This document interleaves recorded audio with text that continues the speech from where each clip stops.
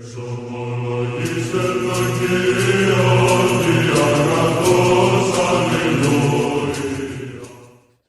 nderuar miq të dashur vëllezër dhe motra, ma Krishtin ja ku jemi së bashku në takimin ton të përditshëm komenti i shkrimit shenjtë. Jemi në datën 2 qershor dhe kisha në ortodokse në këtë datë na nxit të lexojmë nga Ungjilli sipas Mateut, kapitulli 4, vargu 23 deri në fund dhe kapitulli 5, vargu 1 deri në vargun 13. Ne do lexojmë nga kapitulli 5, vargu 1 deri në vargun 13 dhe ta interpretojmë sipas etërve të kishës. Dhe çfarë thuhet? Dhe ai kur pa turmat u ngjit në mar dhe pasi ul ju ofruan dishepujt e tij. Atëherë hapi gojen dhe mësoi duke thënë: Lum të varfër në frymë se tyre është mbretëria e qiejve. Lum ata që vajtojnë sepse ata do të ngushëllohen. Lum ata që janë zemërbut sepse ata do të rashëgojnë tokën. Lum ata që janë të uritur dhe të etur për drejtësi sepse ata do të ngopen. Lum ata që janë të mëshirshëm sepse do të gjejnë mëshirë. Lum ata që janë të pastër në zemër sepse do të shohin Perëndin. Lum ata që përpiqen për paqen sepse ata do të quhen bi të Perëndis. Lum ata që janë të përndjekur për hir të drejtësisë sepse tyre është mbretëria e qiejve. Lum ju kur do t'ju shajnë dhe do t'ju përndjekin duke gënjur, do thonë të gjitha të zezat kundër jush për shkakun tim. Gëzoni dhe gazëlloni sepse shpërbimi juaj është i madh në qiell, sepse kështu i kanë përndjekur profetët që qenë para jush. Ju jeni kripa e tokës, por nëse kripa bëhet e amësht me se, mund ta rifitojë shijen. Nuk vlen për asgjë, vetëse për të hedhur dhe ta shkelin njerëzit. Pra kjo është pjesa që lexojmë nga Ungjilli sipas Mateu kapitulli 5 vargu 1 deri në vargun 13. Kjo njihet edhe si pjesa e lumurimeve dhe hyrja në predikimin në mal. Etët e kishës kanë komentuar gjithësisht këtë tekst si përshkrimi i njeriu të ri në Krishtin dhe të jetës në mbretërinë e qiejve, dhe le t'i japim komentet e etërve duke filluar që nga vargu i parë dhe më poshtë. Dhe lexojmë në vargun e parë: dhe ai kur pa turmat u ngjit në mal dhe pasi u ul ju ofruan dishepujt. Kur pa turmat u ngjit në mal, mali simbolizon lartësimin shpirtëror. Krishti nuk mëson nga fusha e zakonshme, por nga mali, dhe kjo ka patjetër simbolikën e vet, duke treguar se kush dëshiron të dëgjojë fjalën e Perëndis duhet të ngrihet mbi pasionet dhe mendësitë toksore. Në një farë mënyrë do dhe një kosto, pra do të imponosh veten që ti ta lexosh, ta studiosh shkrimin e shenjtë.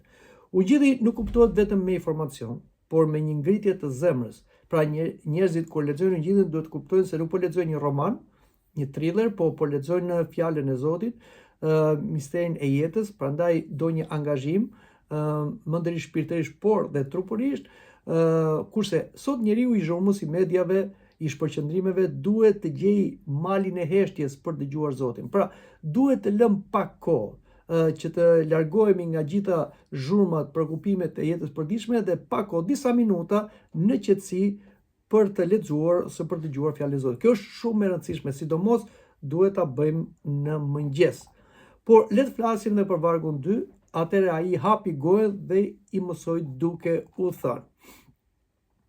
Shpreha nuk është e rastishme. Etrit thonë se ai që më parë kishte folur përmes profetëve, pra duke filluar që nga ligji në malin Sinai, por edhe të gjithë profetët, tani birë dhe fjala e Perëndis bëhet bi njeriu. Pra hap gojen, flet në formë njerëzore, flet personalisht, dhe këtu shfaqet autoriteti hyjnor i Krishtit, që është biri dhe fjala që ka folur edhe në dhjetën e vjetër, por tani në mënyrë personale, autentike, flet në dhjetën e re.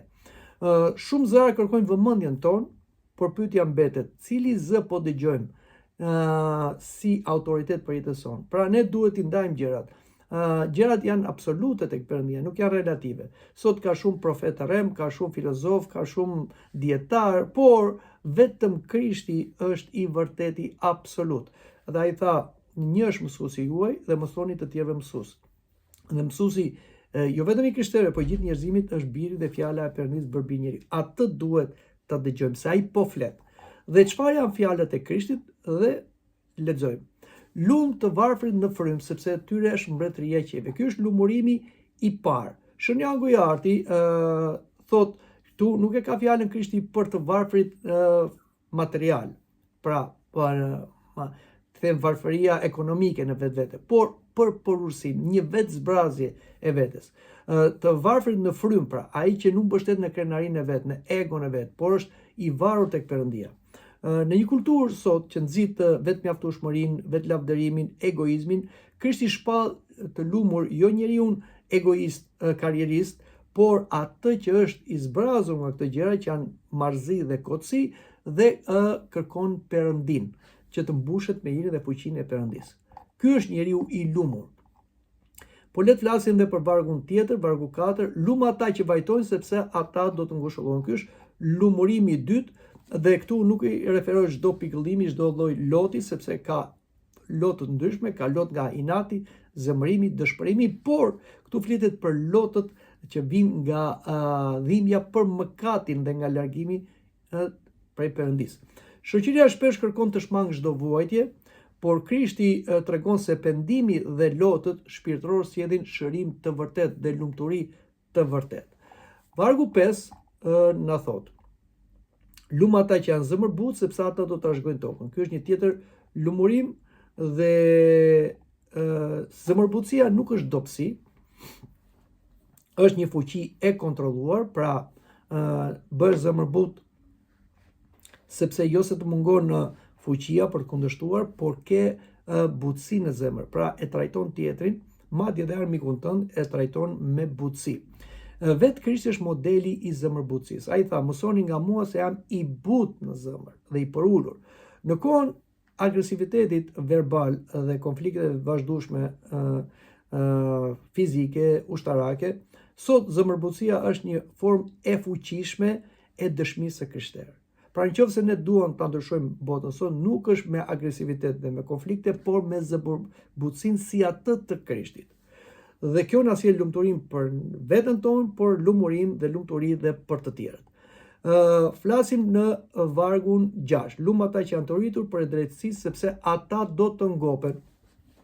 Shën Grigori Nisës e interpreton kjo uri nuk ngop kur plotësisht në këtë botë, pra nuk ka një drejtësi absolute në këtë botë, jo se Zoti mungon, por se jetojmë në një botë mëkatare, konfliktuale, por Perëndia ka caktuar një ditë, që është dita e fundit dhe gjykimit të botës, ku çdo njeri do gjykohet me drejtësi dhe do vihet drejtësia në mënyrë absolute. Ne për këtë ditë presim ose si të përgatitemi për atë që është drejtësia e Zotit. Dhe pra ata që duan dhe janë të uritur për drejtësi, një ditë do të ngopen dhe do heqin gjithë ato pyetjet që njeriu ja bën shpeshherë vetes ose të tjerët, ku është Perëndia, pse Perëndia nuk po vendos drejtësi. Një ditë kjo drejtësi do jetë absolute dhe çdo njeri do marrë atë që meriton. Pra pyetja nuk është vetëm çfarë dua, por a kam etje për shenjtëri të vërtet dhe drejtësi. Pra çështja është neve kemi uri për drejtësi, sepse ne kërkojmë drejtësi për veten, por nuk kërkojmë drejtësi për tjerët. Dhe kjo është një drejtësi relative, jo absolute. Prandaj duhet kemi uri për drejtësinë që vjen prej Zotit dhe jo për drejtësinë që vjen prej nesh. Por dhe diçka tjetër. Shenjtorët thonë mos thoni që Zoti është i drejtë, po Zoti është i mëshirshëm. Prandaj dhe Zoti nuk vjen si gjykatës, por vjen me mëshirë. Edhe neve duhet të imitojmë Krishtin. Nuk duhet të kërkojmë drejtësi, gjykate, ligjore, por të mësojmë të jemi të mëshirshëm. Sepse në vargun 7 na thuhet lumë të mëshirshëm se ata do gjejnë mëshirë, ose lumë të përdollyeshëm se ata do përdolleen. Sipas Etrave, Perëndia trajton njeriu me të njëjtën masë që ai trajton të tjerët. Prandaj, kur neve përdollejmë, ndihmojmë, mëshirojmë, falim të tjerët, edhe Perëndia kështu do veprojë me neve. Mëshira shfaqet në falje, pra në ndihmë konkrete dhe në shmangjen e gjykimit të ashpër ose indiferencën ndaj të tjerëve. Por lexojmë në vargun e 8 ku na thuhet lumë të pastrit në zemër se ata do shikojnë Perëndin. Perëndia nuk kufizohet vetëm te sjellja e jashtme, por tek zemra. Zemra është jo thjesht muskuli, që popon gjak, por zemra është selia e shpirtit. Pra aty ku lindin mendimet tona, ndjenjat, dëshirat tona. Dhe aty fillojnë gjërat, si të mirat e të këqija. Dhe sot në një epokë të mbigarkuar me imazhe dhe tundime, ruajtja e zemrës bëhet një luftë e përditshme shpirtërore, për ruajtja e shpirtit, e mendjes, e pastërtisë, e lirësisë shpirtërore. Por duhet dim që zemra duhet pastrohet. Zemra është një lloj pasqyre, mund ta interpretojmë dhe flasim për shpirtin, është një lloj pasqyre në zgjyrën e mëkatit, aty të gjyshorta mëkateve që janë në këtë botë.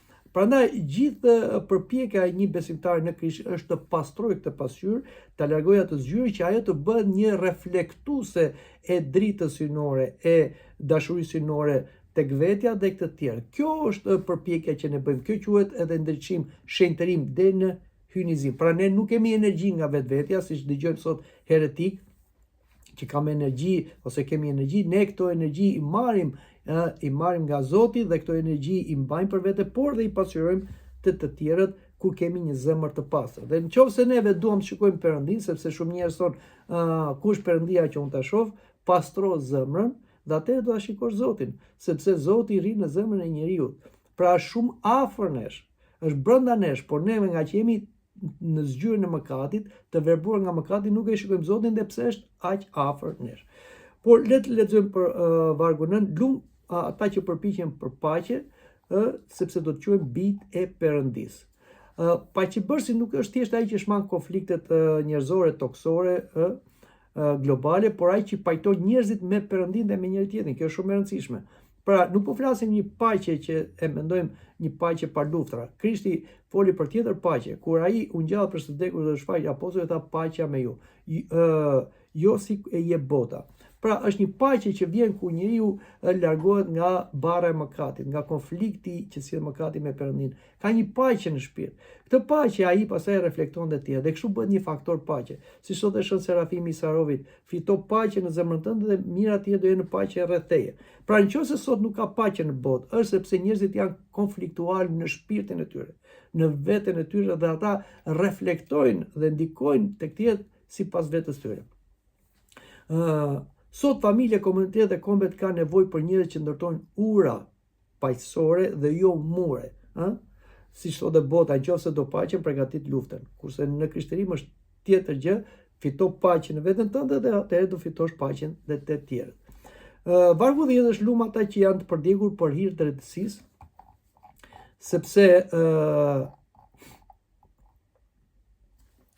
sepse tyre është mbretëria e qiellit. Në këtë varg, siç edhe e komentojnë edhe etrit e kishës,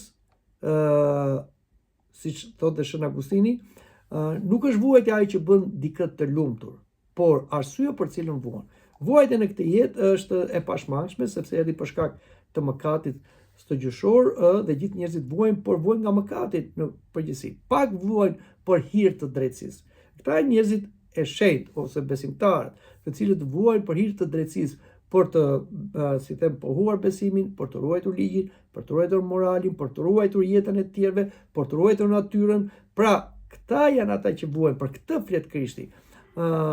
Sot të mbrosh të vërtetën, drejtësi dhe besim mund të sjellë kundërshtime, konflikte, stigmatizime, madje edhe persekutime, por Krishti e quan këtë rrugën e gabuar, sepse patjetër ai që vuan për hir të drejtësisë, ai do të shpërblehet, nga Zoti, siç edhe e thot edhe vargu i 10,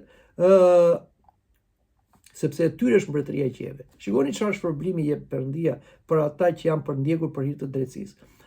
Pavarësisht se këta që përndjekën për hir të drejtësisë ndonjëherë në sy të botës shikohen si njerëz të dështuar, por atyre është përgatitur një vend në mbretërinë e Zotit, të mbretërojnë bashkë me Krishtin. Prandaj, duke pasur parasysh këto lumurime, atëherë ja vlen njeriu të sakrifikojë për hir të drejtësisë, sepse ne besimtarë nuk kemi butollëj, sakrifikojmë për asgjë. Pra, ne sakrifikojmë sepse kemi shpërblim shumë më të madh se ajo çfarë jep bota, dhe jepet mbretëria e qiejve, mbretëria e përjetshme, lumturia e përjetshme të mbretërosh bashkë me Krishtin. Vargu 11 thotë, ju kur do t'ju shajnë, do t'ju përndjekin, duke gënjur, do thonë të gjithë zezat kundër jush për shkakun tim. Në këtë varg na flitet për tjetër lumurim, dhe ky është një lumurim që duket i pazakont. Por çfarë thotë Shënjanku i Arti? Kur Krishti kalon nga ata në ju, duke drejtuar drejt për drejt apostujve, ai nuk premton suksese toksore, por shpërblime qiellore. Pra apostujt dhe të gjithë ata që janë krishterë, dhe sidomos ata që kanë një detyrë për ta përhapur Krishtin me frymë apostolike, mos presin lëvdata nga njerëzit. Zoti ju tha apostujve, unë do t'ju çoj si dele midis uqërve. Por Krishti thotë që lum juve, pra kur ju përndjekin, ju keq trajtojnë dhe ju flasin keq kundër jush për shkakun tim. Pra, jo se jeni të ligj dhe tjerë flasin patjetër keq për ju, po kur bëni mirë dhe atë të mirë në Zotin, ku prapni besimin, kur jetoni sipas besimit, dhe pastaj nga xhelozia, nga çmira, nga urrejtja, nga fanatizmi, gjitha nga fryma antikrishte ju stigmatizojnë, ju shajnë, ju si them akuzojnë, madje ju përndjekin, lum juve, sepse një shpërblim i madh ju pret në qiell. Të krishterët nuk duhet të marrin besnikërinë sipas popularitetit. Mos mendojmë se shumica ka të drejtë. Shikoni se shumica ishte pro kryqëzimit të Krishtit, njeriu më i drejtë, që ishte birë dhe fjala e Perëndisë bërë birë njeriu. Pra, jo shumica ka të drejtë. Prandaj, duhet shikojmë se e vërteta dhe drejtësia fatkeqësisht rinë në pak njerëz. Prandaj duhet të shikojmë atë çfarë është e drejtë sipas Zotit, jo dhe sipas turmës. Besnikëria ndaj Krishtit sjell keq kuptime dhe kundërshtime. Prandaj nuk duhet skandalizemi nëse bota e mëkatit nuk na pranon, na kundërshton, na stigmatizon dhe na martirizon. Shikoni, çfarë thuhet? Gëzoni dhe ngazëlloni sepse shpërblimi ju është i madh në qiell, sepse kështu ka përndjekur dhe profetët që qenë para jush. Çfarë thot Krishti në tilla raste kur ne përndiqemi për hir të besimit? Trishtohemi, të fillojmë të ankohemi? Jo, gëzoni thot, sepse patjetër që është përgatitur një shpërblim i madh në qiell. Pra jo shpërblim sipas botës, se çdo gjë që merr njeriu në këtë botë, edhe famë më të madhe dhe dekoratë më të madhe, edhe shpërblim më të madh, është i përkohshëm, do të humbi, do mbaroj çdo gjë. Kurse ajo çfarë përgatit Perëndia është një shpërblim i përjetshëm. Kështu që në një farë mënyrë ne duhet jemi menjojës atyre njerëz të cilët shpifin kundër nesh, na akuzojnë, na intrigojnë, kanë xhelozi, madje na stigmatizojnë, madje dhe na dëmtojnë dhe na martirizojnë, sepse fundja fundit ata po përgatisin pa dëshirën e tyre një shpërblim të madh për ne. Janë, si them, miq të ashpër. Kështu që mos i shikoni këta që ju luftojnë si armiq, po shikoni si miq të ashpër, që ndoshta ju ndihmojnë më shumë se miqt. Por le të flasim edhe për vargun 13, që është dhe vargu i fundit për sot. Më konkretisht na thuhet, ju jeni kripa e tokës, por nëse kripa bëhet e amësht, me se mund ta rifitoj shijen. Nuk vlen për asgjë veçse për t'u hedhur dhe ta shkeli njerëzit. Në këtë varg Zoti Jezu Krisht thotë që për të krishterët ju jeni kripa e tokës. Kripa në atë kohë, sepse sot kanë dalë kushte tjera, frigoriferike tjera, por në atë kohë kripa ishte shumë e rëndësishme, madje vlente sa ari, sepse ruante ushqimin nga prishja dhe jepte shije siç e jep dhe sot. Dishepujt janë thirrur të ruajnë botën, pra nga korrupsioni moral dhe të japin asaj shijen e ungjillit. Po jo vetëm apostujt, por të gjithë të krishterët në çdo kohë kanë këtë detyrë të jenë kripa, të ruajnë botën nga prishja dhe të japin kuptim jetës njerëzore nëpërmjet besimit të tyre, nëpërmjet jetës së tyre, nëpërmjet dëshmisë së tyre. Nëse kripa bëhet e amësht, pra çdo të thotë kripa e amësht. Kripa e amësht do të thotë kur kripa bëhesh e qullur. Dhe ai nuk vlen. Dhe ishin jashtë e shkelin njerëzit me këmbë. Shën Joan Gojardi thotë, ky është një paralajmërim veçanërisht për mësuesit dhe udhëheqësit shpirtëror. Nëse ai që duhet të ndriçojë të tjerët humbet irin dhe besnikërinë dhe bëhet skandal, ky është një dëm shumë i madh, jo vetëm për atë, por edhe për të tjerët dhe për kishën. Prandaj do të kemi shumë kujdes, sidomos ata që kanë një status të veçantë, pra janë thirrur për të përfaqësuar Zotin si klerik ose për të mësuar dhe si laik. Prandaj do të kenë kujdes sepse ata janë, si them, janë të dërguar të Zotit, janë ambasadorë të Zotit, janë ata që japin dëshmi për Krishtin. Dhe njerëzit thonë, kur na shikojnë neve, si themi dhe si veprojmë, thonë kështu është edhe besimi i tyre, kështu është dhe kisha e tyre, kështu është dhe Zoti i tyre. Prandaj duhet pasur kujdes. Sipas etërve, lumturimet nuk janë thjesht urdhërime morale, ato janë një portret i vetë Krishtit. Ai është i përulur në frymë, ai vajton për mëkatet e botës, ai është zemërbut, ai ka uri për drejtësinë, ai është i mëshirshëm, ai është i pastër në zemër, ai është paqëbërës, ai është i përndjekuri i drejtë. Prandaj, sa më shumë njeriu jeton në lumërimet, aq më shumë bëhet i ngjashëm me Krishtin, bëhet një Krisht. Pra, sipas etërve, kjo është rruga e shenjtërimit dhe e sigurt për të hyrë në mbretërinë e qiejve që fillon që tani dhe jo mbas vdekjes. Mendoj të nderuar miq të dashur vëllezër dhe motra Makrishin ta ndalojmë këtu bisedën tonë, por takuar në takimin e ardhshëm. Deri atëherë, miru pafshim.